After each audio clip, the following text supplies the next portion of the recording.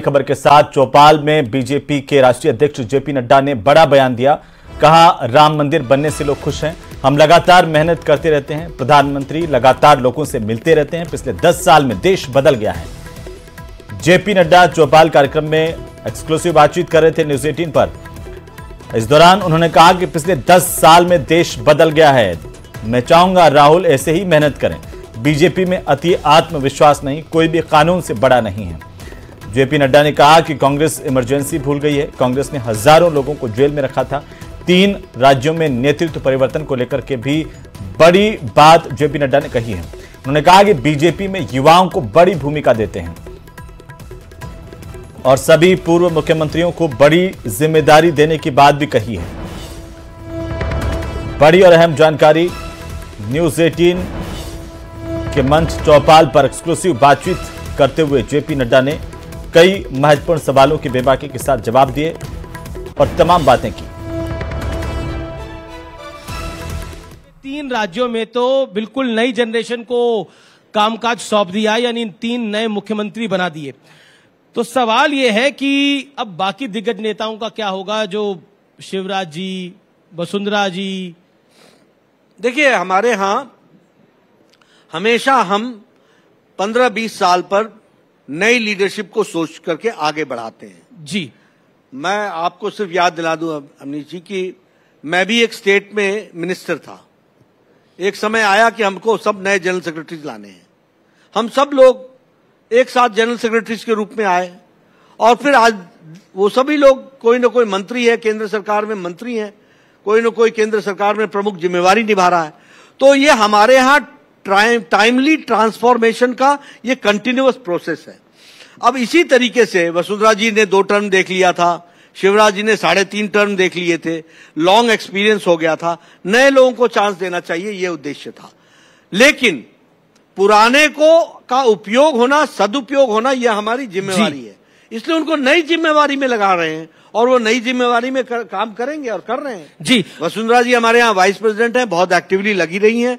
हमारे शिवराज जी अभी ये जो विकसित भारत की कल्पना यात्रा है जी, उसमें उन्होंने 4 स्टेट में, वो साउथ के स्टेट्स में जाकर के आए हैं और आगे उनको और जिम्मेवारी में लगाया जाएगा, काम में लगाया जाएगा।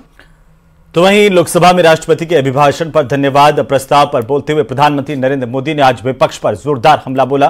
प्रधानमंत्री ने कहा कि विपक्ष चुनाव लड़ने का हौसला भीग हो चुका है। उन्होंने कहा कि कांग्रेस का पूरा फोकस एक ही परिवार पर रहा है, उससे आगे ना वे कुछ सोच सकते हैं और ना ही कुछ कर सकते हैं। प्रधानमंत्री मोदी ने इंडी गठबंधन को भी जोरदार तरीके से निशाने पर लिया। उन्होंने कहा कि चुनाव से पहले ही अलायंस का अलाइनमेंट बिगड़ गया।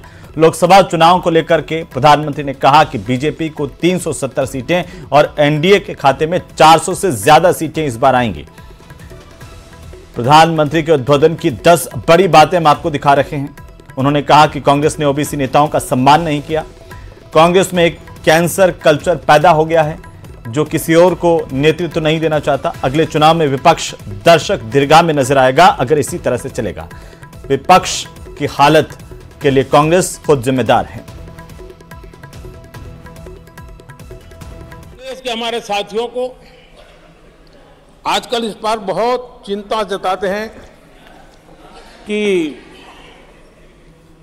सरकार में ओबीसी कितने लोग हैं, कितने पद पर कहां है, उसके हिसाब किताब करते रहते हैं। लेकिन मैं हैरान हूं, उनको इतना सबसे बड़ा ओबीसी नजर नहीं आता है। कहां आंखें बंद करके बैठ जाते हैं।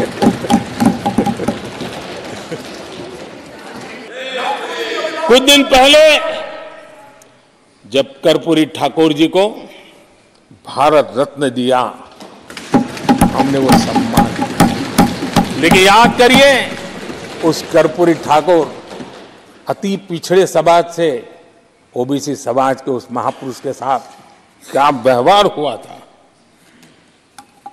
किस प्रकार से उनके सब जुल्म के। 1970 में बिहार के मुख्यमंत्री बने तो उनको पद से हटाने के लिए कैसे कैसे खेल खेले गए थे। उनकी सरकार अस्थिर करने के लिए क्या कुछ नहीं किया गया था।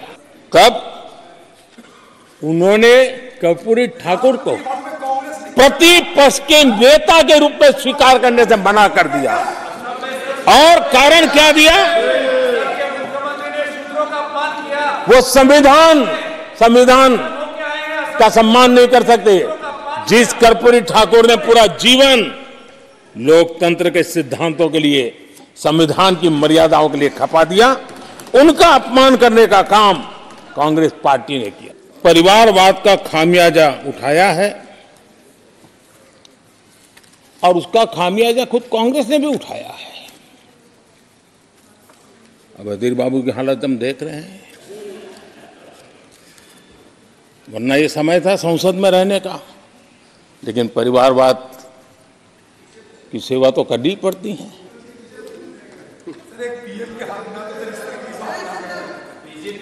आदरणीय अध्यक्ष जी, अब हालत देखिए, हमारे खड़गे जी इस सदन से उस सदन शिफ्ट हो गए और गुलाम नबी जी तो पार्टी से ही शिफ्ट कर गए। न राजनाथ जी की कोई पॉलिटिकल पार्टी है, न अमित शाह की कोई पॉलिटिकल पार्टी है।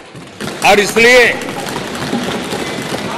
जहां एक परिवार को पार्टियां लिखी जाती हैं, वो लोकतंत्र में उचित नहीं है।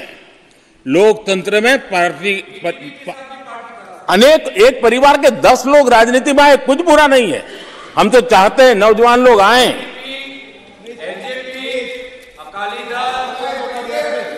हम भी चाहते हैं ये इसकी चर्चा करिए।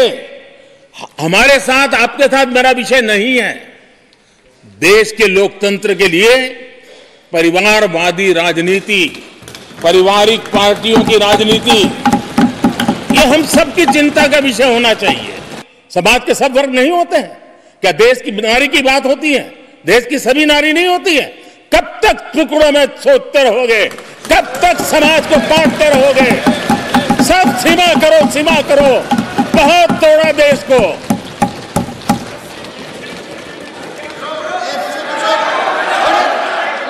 आदरणीय अध्यक्ष जी, कांग्रेस के लोगों ने नया नया मोटर मैकेनिक का काम सीखा है और इसलिए अलाइनमेंट क्या होता है उसका ज्ञान तो हो गया होगा, लेकिन मैं देख रहा हूं अलायंस का ही अलाइनमेंट बिगड़ गया।